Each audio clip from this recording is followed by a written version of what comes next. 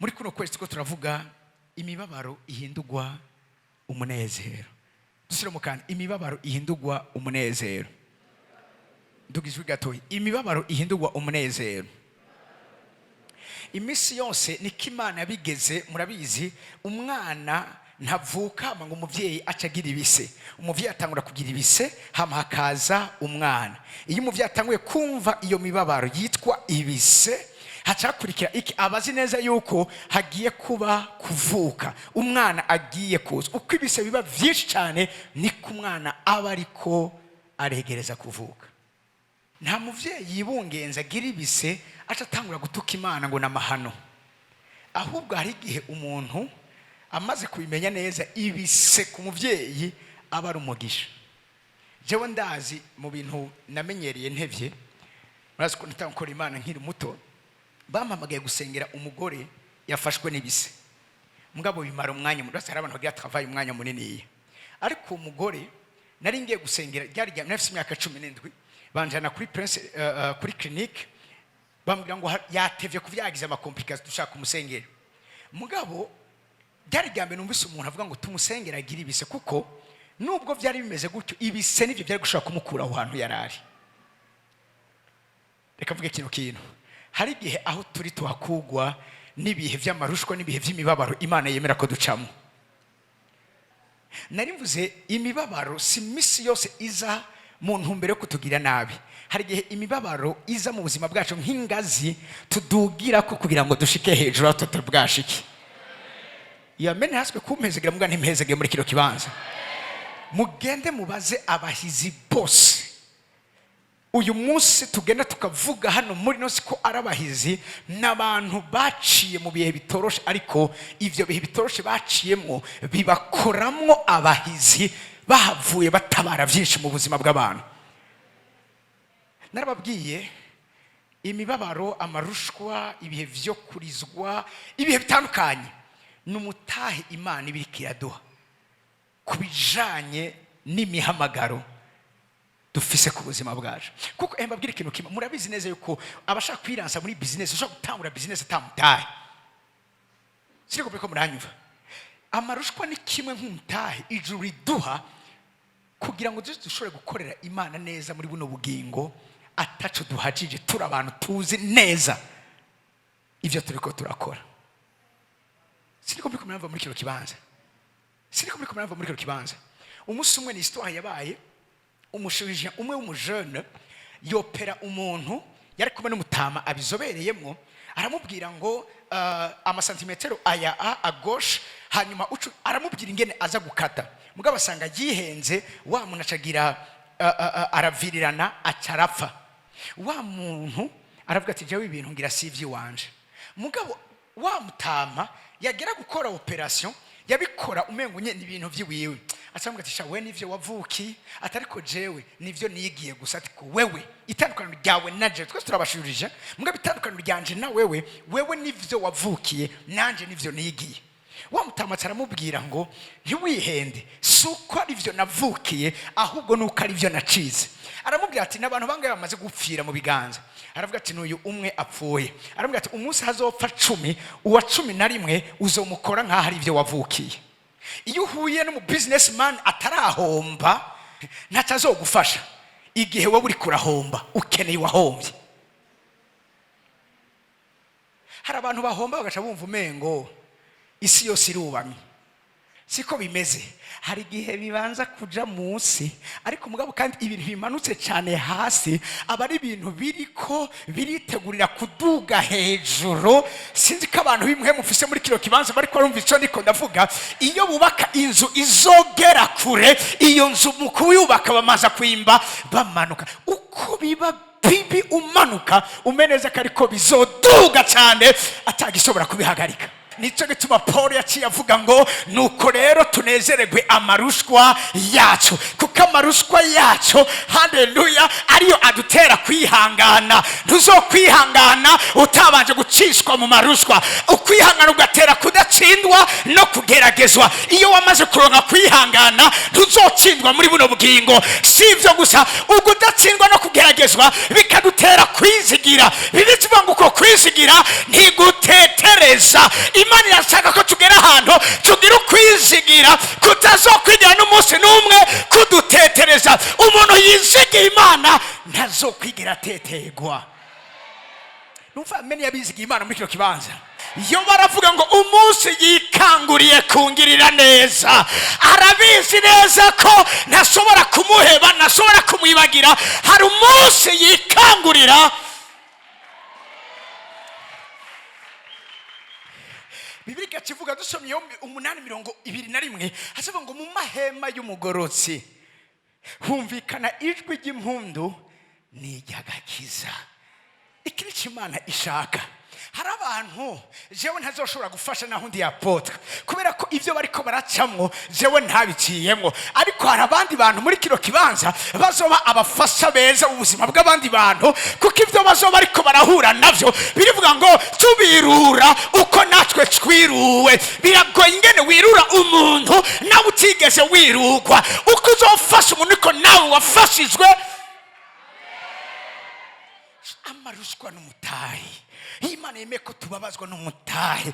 Imana yemeye ko turira n'umutahe. Ayo mosozi si amosozi gusa, ayo mosozi n'umutahe, ayo mosozi n'ibikoresho, ayo mosozi ni ibidasanzwe, n'ingabire. Numva meze neza muri kino kibanza ku buzima bwa benshi, kuko umviriza kino nuza kwandika ndakibabwiye niryo yerekwa Imana yadushizemwo.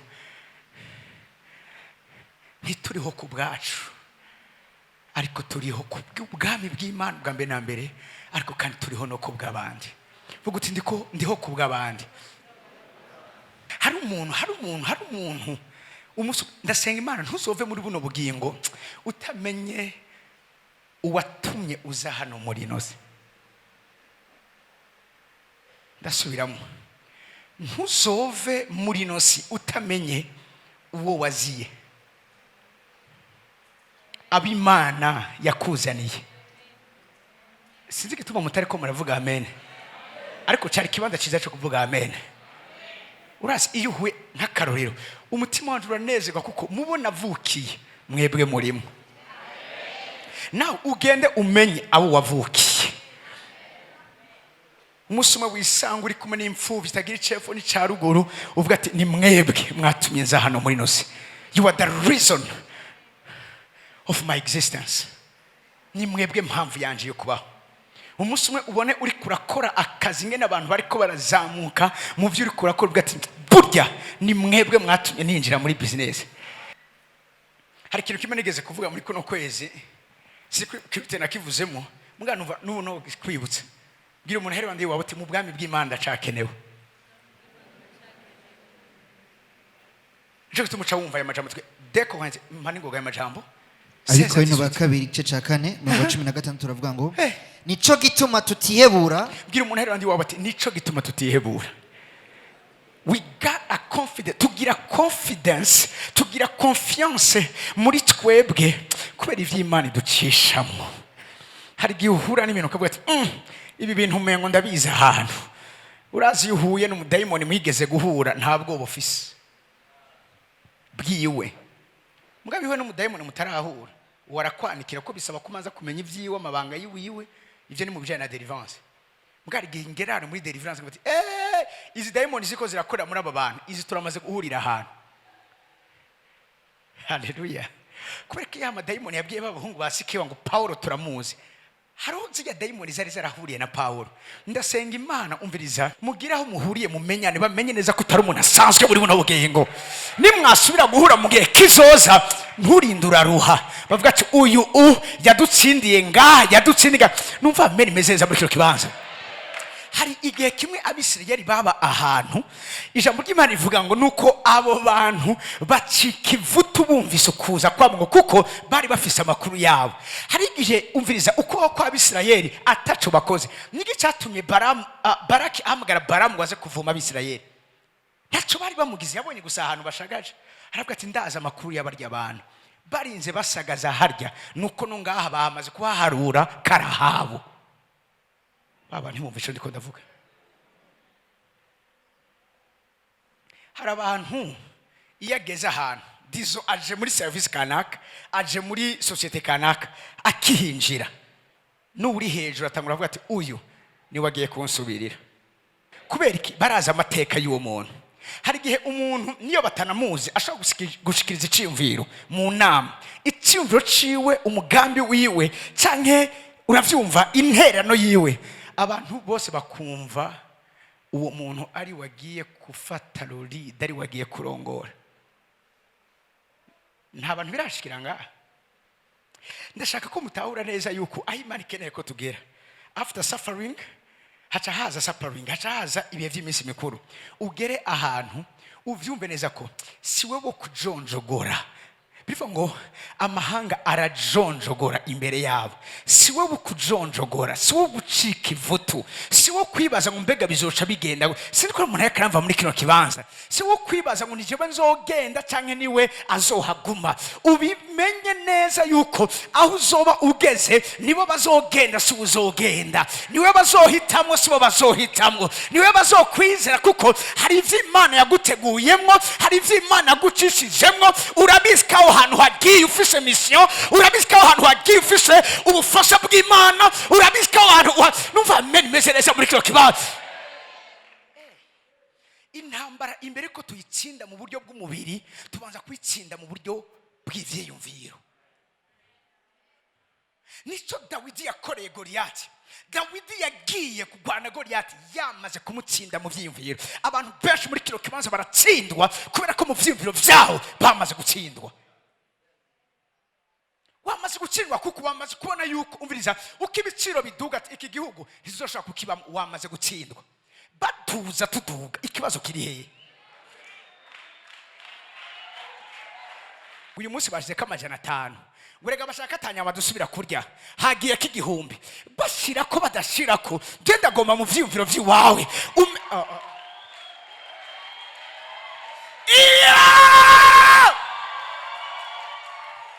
Ijambo ry'Imana rimbya mu gitabo cy'Abikorinto ngo turi intumwa za Kristo. Iryo jambo intumwa ni ijambo rivuga ngo les ambassadeurs, tuserukira Kristo hano muri nose. Nagomba ndababwire ko amaruswa abarundi dufise, abambassadeurs ba Etats-Unis, abambassadeurs b'u Bubiligi, umambassadeur wa France, umambassadeur wa icyo kibazo ntacyo bafise.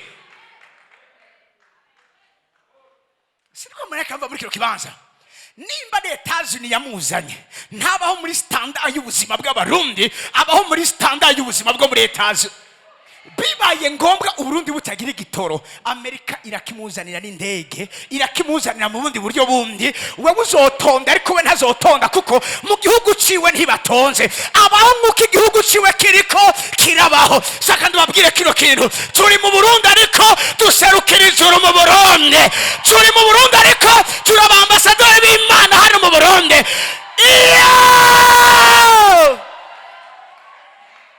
Nico gituma avuze ngo nico gituma nico gituma tutihebura. Why? Turaba ambassadeur. Numva many aba ambassadors muri kino kibanza. Nkora mu buserukizi, nkora muri ambassade y'ubwami bw'Imana ngaha mu Burundi. Jewe Imana yabaye irampamisho ngaha ku Musaga, kandi I'm doing my best kugira ngo nkore miso y'uwanje ngaha ku Musaga. Niyahera Imana ikanjana Nikaragwa, nzoca njaye kuko serukira ijuru mu isi. Uyu munsi byahimbaye Imana ko mbabwira akantu gatoya. Rafa pase nabonye akantu ngo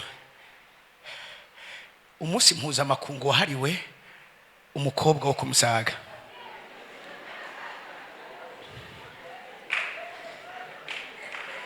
Ariko Musaga yanje, ariko Musaga yanje, ujya munsi mukuru mwe mwari muwuzi?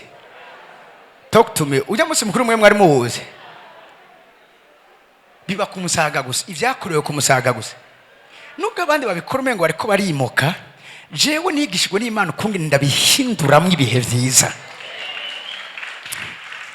Uranzi iyo bariko baravuga Musaga, Musaga ifite mensorite yayo. Musaga umupapa w'umukobwa bariko bararesha arashobora gukubita umukwe wiwe wo muri kazoza, uwo mukwe akibaza ko ari imodoka imugonze.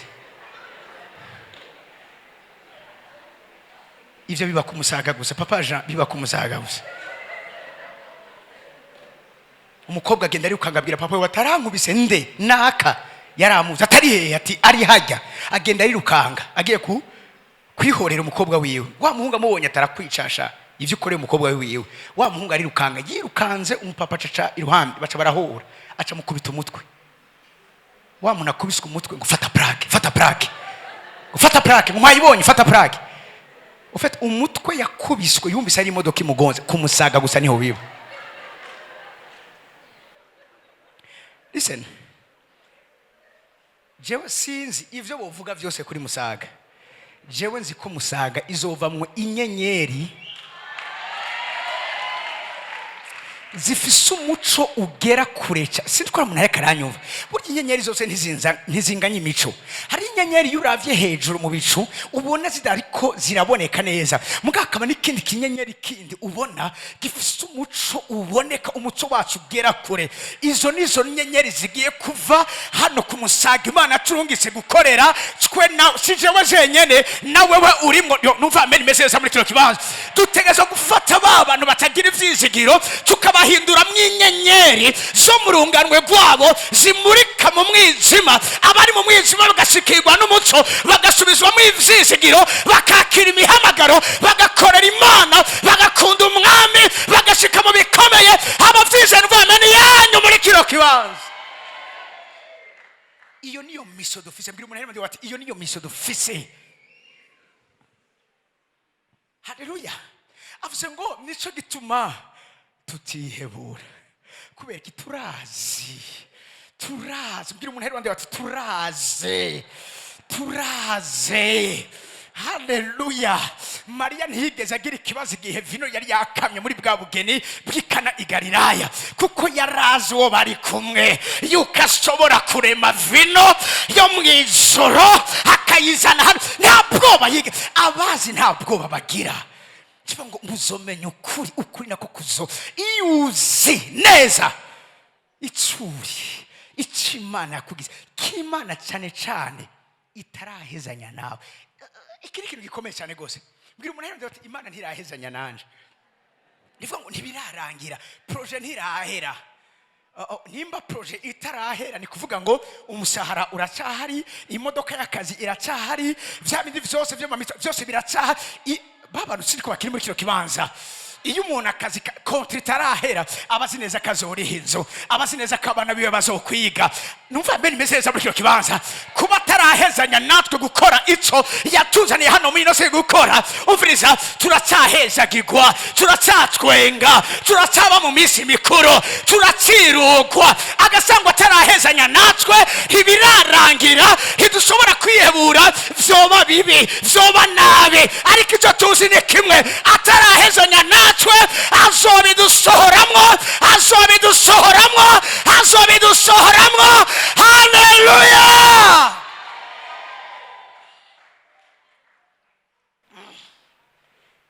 Nico gituma tuti reka nabashinga intaye gatoya. Iri mu jeune marié cyanagize mariage mu kwizera vraiment, kandi ko kwizera ni kwantetereje. Ibana mariage nze ndazi ko benshi mwayije. Uravyumva ntagira papa nkwera, ntagira umuryango, uravyumva unterera. Hari abana bavutse neza, mugavyongeye nitwe twavutse neza cyane kubarusha. Uwakuze bamuha vyose n'uwakuze atacu bamuha, mugakagera ahantu atanga nawe kubandi vyose. Abantu babiri ntibangana. Umwe arafise umutahe uwundi atagira, uwundi azi guhabwa, uwundi nawe azi kugwanira ivyo azotanga. There is a big difference. Hari gihe twakoreye Imana mu makartier amwe amwe, umwana arahagurutse kubasha ngo ndashima Imana ngo nari maze imisi ngo mfise umutwaro ngo vyari bibabaje umutima wanje, kubasha ngo Imana yanyishuye uyu munsi. Natwe tamen basha yakoze iki, kubasha ngo imbwa yo muhira yabwaguye. Murakoze twenga mushikani biratwengeje. Uwo ufise umutwaro w'ibibunda, ufise umutwaro w'abavyeyi bakeneye guheka no guhindurirwa amazina. Undi ati basha bwira umuntu wawe ari ruhande yiwawe yuko Jésus est bon. none twagira gute Jésus bon tukavuga aratubwira ngere Jésus ari bon arava ngo urasikabasha ngo nari maze iminsi musenga ngo muhira ngo bagabanye ngo inyama bari bamaze iminsi bateka ngo basha ngo inyama ngo bateka muhira ngo zari nyinshi ngo kuburyo ngo vyari bingeza ahantu ngo basha ngo uyu munsi ngo nagiye mbona ngo atanyama batetse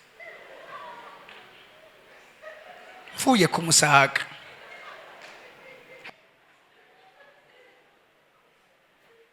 ivyo rero umviriza nico gituma tutihebura iri jambo ntivugwa n'umuntu wari we wese n'umutaha Imana yaduhaye hamwe Imana yonjana icenda juru nokorera igikogwa kubera ko narigishijwe hari abandi uravyumva ivyo atavyo bazi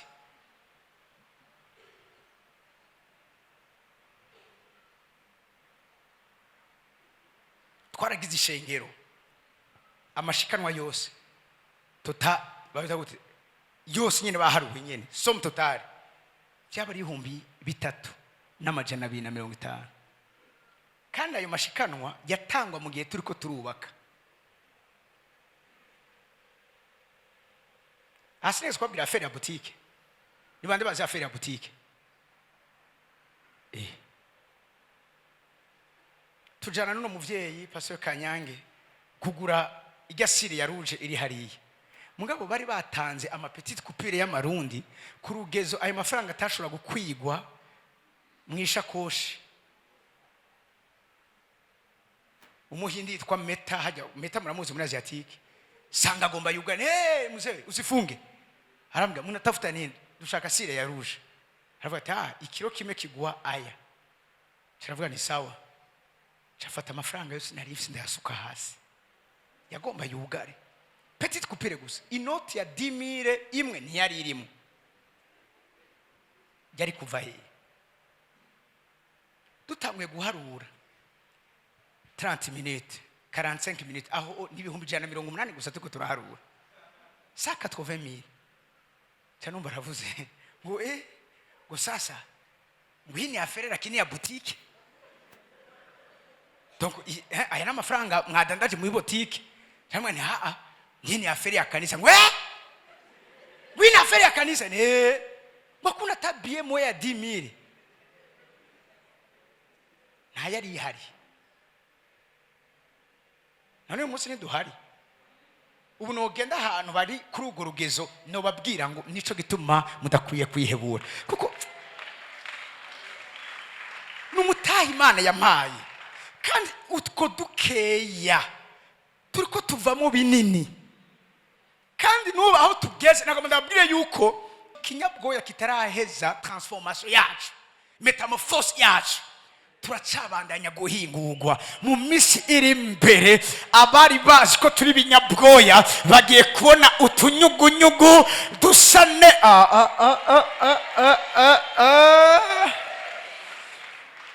harabona takumvisha ndiko ndavuga ibinyugunyugu biva mu binyabwoya ikinyabwoya kibonye uri kwangurondera ibuye urondera kirato cyo gucica mugabo kijya kinyabwoya indani gitekeyemwo ikinyugunyugu ikinyugunyugu kije kuri we nta numwe aza kwirukanga ngo acice niyo kacu bati hewe uyu munsi naza kubona umuntu aheruka kera mugabo umuntu abonye ikinyabwoya avuga ati emwe inama z'abarozi bo kugatumba zakoranye mugabo ivyo nyene bibi bibaba niko kenshi ubuzima bwacu bumeze ivyo nyene bibi bibaba nivyo biriko biraja hamwe hano niko Paulo yabivuze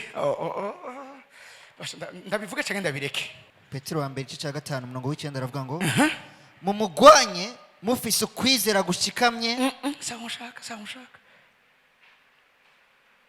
ego ariko ni verset 10 muzi yuko imibabaro ihwanye n'iyanyu ishitswa kuri bene data bari mwisi aravuze ngo mumugwanye mufise ukwizera stand firm against him against what against the devil and be strong in your faith. Remember that your Christian brothers and sisters all over the world are going through the same kind of suffering. Simwebwe mwenye bwira umuntu ari bandi wawe tubiriza rema kuko ivyo uri kuraca muse wenyene ubiciyemwe hari abandi babiciyemwe imbere yiwawe hana babizobicamo inyuma yiwawe mumbaririre ibi kikameme kiratera intege kiraremesha iyo umaze kumenya neza ko nturi wenyene hariho n'abandi mu isi yose bariko baraca mu byo turiko turacamo.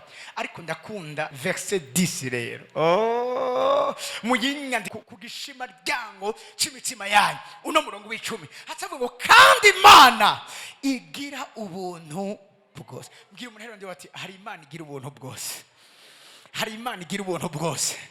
Bivuge cyane hari Imana igira ubuntu bwose, hari Imana igira ubuntu bwose. Namenye neza biciye muri iri jambo yuko kandi binabimenye kubera ibinyene by'imibabaro twa turavuga yuko imibabaro idushikiriza Imana igira ubuntu bwose. Bavuze ubuntu bwose bisigura ngo si ubuntu bw'ubwoko bumwe. Ndashaka kubwira nimera gatoya. Hari ubuntu bwo gusenga, hari ubuntu bwo kwinginga, hari ubuntu bwo kwizera, hari ubuntu bwo kudacika intege, hari ubuntu bwo kwambara neza, hari ubuntu bwo kubegwa, hari ubuntu bwo gutwenga neza, hari ubuntu bwo gutambuka neza, hari ubuntu bwo gufungura neza, hari ubuntu bwo gukora neza ibyasara, hari ubuntu bwo guhagurutsa abandi, hari ubuntu bwo kugira neza abandi, hari ubuntu bwo kubakira amazu batagira ikibuye bubakira, hari ubuntu bwo kurira amashuri batagira ikiyabarihira, hari ubuntu bw'amavoyage, hari ubuntu bw'amavakansi, hari ubuntu bwo guhanagura bariko bararira ba bantu bari muri kino kibazo guhumva ameniya, hari ubuntu bwo kwambika batagira ikibambika, hari ubuntu butandukanye bw'uburyo bwose. Hari ubuntu bwo kugira neza abakene, hari ubuntu bwo kugira neza imfuvyi, hari ubuntu bwo kuzuza ishengero, hari ubuntu bw'uburongozi bwiza, hari ubuntu Imana igira ubuzima bw'umuntu bw'ubutabazi ku bandi. Ubuntu bwose Imana igira ibusuke hejuru ubuzima bwawe. Umuntu wese ahuye nawe aronka icyo akeneye kubw'ubuntu bw'Imana. Imana yasutse hejuru ubuzima. Ubuntu bwo gutsinda intambara, ubuntu bwo kuba agahebuza mu ntambara, ubuntu bwo gutsinda abami, ubuntu bwo kuziba iminwa y'intambwe, ubuntu bwo guhinduka umunyenkomezi. Haleluya. Ubuntu bw'ivyumviro vyiza, ubuntu bwo guca imanza zibereye, ubuntu bwo kutagira urenganize, ubuntu bw'ubutabazi, ubuntu bwo gutanga imbabazi. Hari abantu bakeneye ubuntu bw'imbabazi muri kino kibanza. Abantu bakugiriye nabi gute ariko ugira ubuntu bwo kubaha imbabazi. Umwigisha twigisha Pastor Christian muri cyute y'Icyongereza yatubwiye histoire benshi tuzi, histoire kumwe ne Mandela mu myaka 27 yabaye mu gasho. Ingene hariho umuzungu yamaze imyaka 23 avyuka mu gatondo no kumusoba mu maso. Imisi yose toilette yiwe yari isura ya Mandela. Imyaka 23. Haheze imyaka 4 inyuma yiyo acika president. Ikintu cambere abantu bibaza bavuga ati none wamuhize mu kugira vya bintu agiye kuba wande. Uwa mbere yarazi bari bazi ko abanza gukemura ivyo wiwe yari uwo mugabo yamaze iyo myaka yose amukorera ivyo bintu. Ariko kuko ubuntu bw'imbabazi bwari buri kuri we, ikintu cambere yakoze abaye president yamuhamagaye muri biro. Wa muntu ndibaza ivyo ntavyo nzi mugabo ngerageje kugira amplified version yiwanje. Nibaza ko asize asezeye muhira ati amatariki navukiye ko naya nele décédé kuko ni tariki yarayize avuga ati ndagiye mugabo sinzi ko ngaruka. Mugabo ikintu cambere yamubwiye ngo nagomba ndakubwire ko ndakubabariye.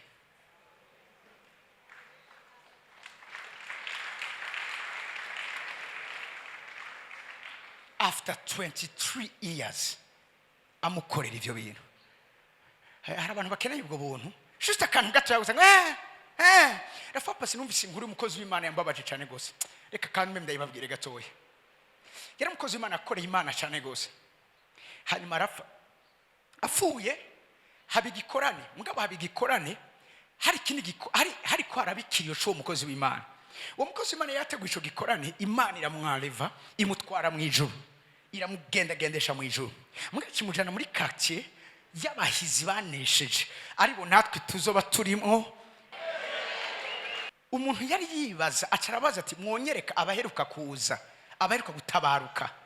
kuko burya iyo tugiye narababwiye ikintu kimwe sindi ko muracumva, sinkeneye kuzoba umurongozi wawe azokurongora ukaja mu ijuru nk'ucitse ku icumu, ariko nkeneye ko umurongozi wawe azokurongora kugeza aho uzoja mu ijuru nk'umuntu atabarutse avuye mu ntambara kandi yanesheje, yakigwa n'icubahiro. Sindi ko umuntu yakarava muri kino kibanza afise n'ibikorwa vyinshi vyiza yakoze biriko biramuherekeza, yakiranwa impundu. Atarabaza ati none bashasha bari hehe? Baragenda baramwereka. Yari yibaza akaza kubonamo wa mukozi w'Imana, ntiyamubona.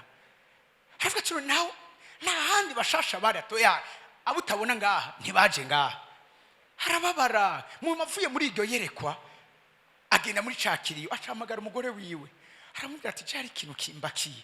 Aramaze kidiki, aramubwira turumva naragize visitation, Imana iranjana mu ijuru, ariko narabaye shoke kuko narizi ko nsanga y'umugabo wawe, atariko ntawe nabonye. Ati rero sinzi cabaye, ati mugabo nubu ufise umutima mubi kumva yuko atari mu ijuru.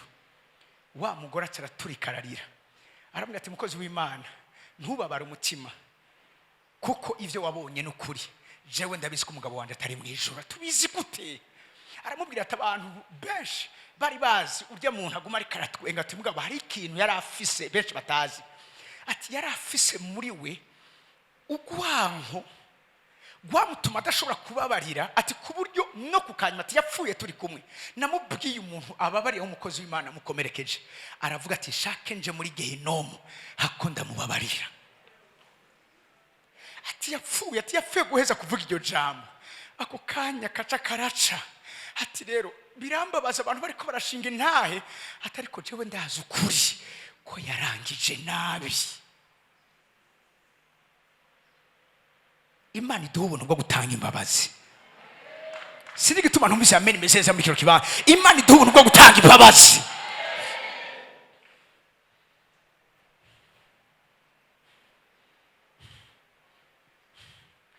Kandi Imana igira ubuntu bwose. Sinzi ubuntu ukeneye, mugabo Imana igira ubuntu bwose. Uhure nayo iguha ubuntu ukeneye. Amen meseza muri kino kibanza. Umva, yabahamagariye ikintu gikunda cyane. Ntiyaduhamagariye gusa imibabaro, kuko n'imibabaro navyo narababwiye hari umuhamagaro wo kubabazwa.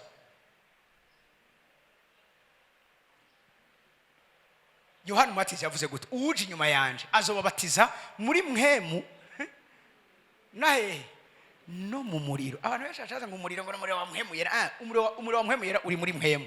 Umuriro ni iki? Ni imibabaro, n'amarushwa, n'ishure ry'ubugaragwa, naho isukari idasosa mu buzima bw'iwawe. That's a calling. Nawe babwira papa shaka kubigarukamo.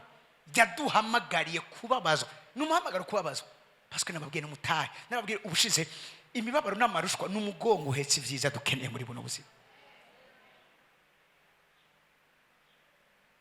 Benshi imibabaro yabo yavuyemwo ibitabo, uyu munsi ko irafasha amahanga.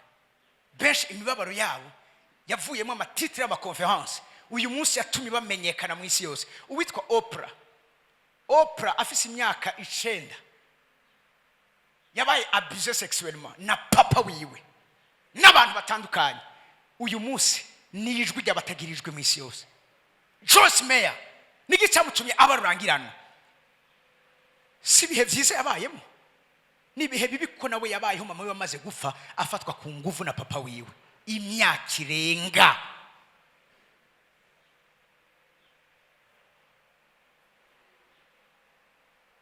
Hamwe uyu munsi no mafise teme yo kubigisha ingene Imana ishaka kuzura ubuzima bw'umuntu. No hamagara evangeliste Aimé. Uyu yarapfuye arashikayo, muganga yamuvura yamubwiye ati madame babwira mama wiwe umuhungu wa ntazorenza imyaka 24 vyari bizwe, parce que yarafise ikibazo cy'umutima cya valve, atadumunya atagikintu na kimwe kiryoshe. Je ndamuzi ari muri ivyo bihe yonza abantu bose bavuga ngo gwaye umugera. None rabo uyu munsi nari kibajo, uyu munsi arengeje imyaka 40 kuri 24 afise 42, mugabo yari yahawe ingahe 24.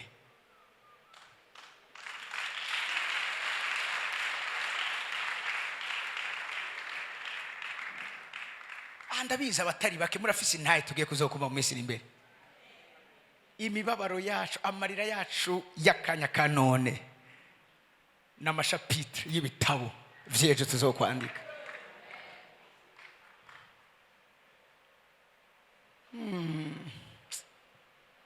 Reka ntaco mvuga no murongo gusa, ibindi nzoza kubivuga hanyuma. Yabahamagariye ubwiza bwayo budashira muri Kristo Yesu. Fasha gusoma rimwe kabiri gatatu. Nimwaheza, fasha gusoma nimwaheza. Inge gato ndashaka twese dusome ni ijambo ry'Imana. Nitwaheza kugira iki? Akanya kangana gote. Mbwira umuntu rero ndati nakanya gato. Nakanya gato. Akanya kangana gute? Ufite ni gato par rapport y'ivyo Imana igiye kukubeshamwo, y'ivyo Imana igiye kukwinjizamwo.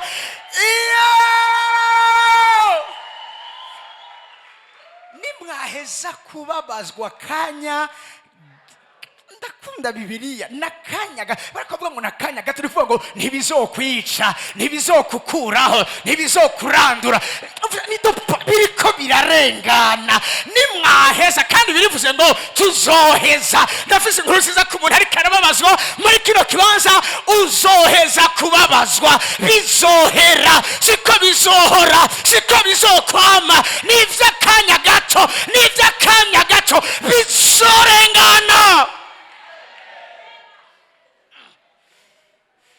Nimwaheza, kameme ni inkuru nziza. Nitwaheza tugiye guheza ko nibihera. Umviriza ikizoja gikurikira, izobahingura gose. Nta perfection atakubabazwa. Turi mu mwaka wa perfection, umwaka wo gutunganywa. Ntishobora gutunganywa, nababwiye muri Kristo ya kabiri, umuriro ntufise ubushobozi bwo guturira inzahabu. Umuriro ushobora guturira inzahabu, iyo ntazoba ari inzahabu. Inzahabu ya vrai ntiyisha. Nawe nimba uri original, ivyo Imana iducishamo, Imana ibikira raba ko tutarama plaque. Numva meni yaba y'inzahabu ziri original muri kiro. Amen, y'inzahabu ziri original. Uti ndi original. Uti ndi original. Turabicamwo bigahera, tukavayo dukayangana, tukavayo batugura, tukavayo baturondera, tukavayo bashaka kutwumva, tukavayo bashaka kuturamutsa. Ndiko ndabona abantu muri kino kibanza, hari abantu indoto zabo zizoba kubaramutsa. Umuntu niyakuramutsa kubati Imana naho yontwara, kazime turamukanye, kazime ndakumenye, kazime twicaranye, kazime yumva ameni yani muri kino kibanza, kuko Imana igiye kubagira bagaciro mu nyonga z'abatuye inose. Abantu batazobara abantu bakongera kubababaza. Imana yazize kubababaza, ariko mugiye kuba abantu bagaciro, abantu yifuza, abantu ishaka, abantu ikeneye, abantu isengera. Amashini mundu nyinshi. Hallelujah, hallelujah. Nta kure habaho Imana itokura umuntu, nta kure habaho Imana itoshikana umuntu, nta kure habaho Imana itovana umuntu, nta kure habaho Imana itoshikana.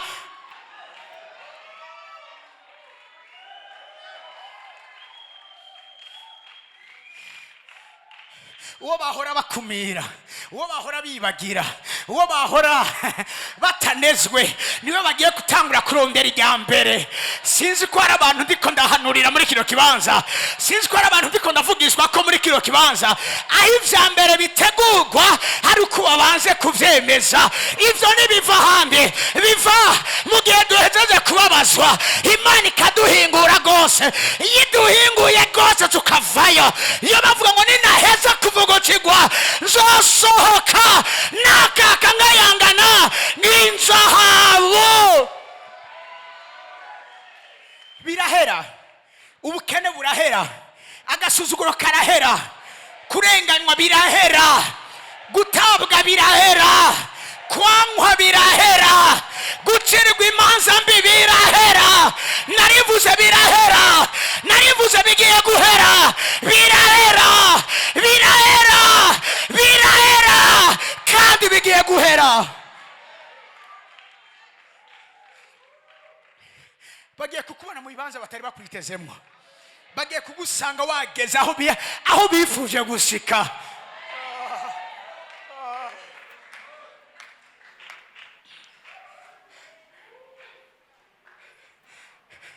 Umva fise vyinshi no muvugako, narababwiye ubushize,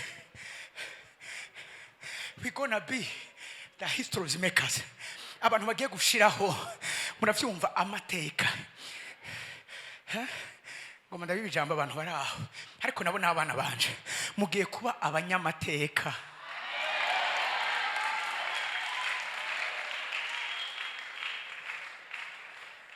Aho abantu bamenya neza ati mu gihe cha Madame Gloria, mu gihe cha Madame Espérance, mu gihe cha Madame Christine, mu gihe cha Monsieur inde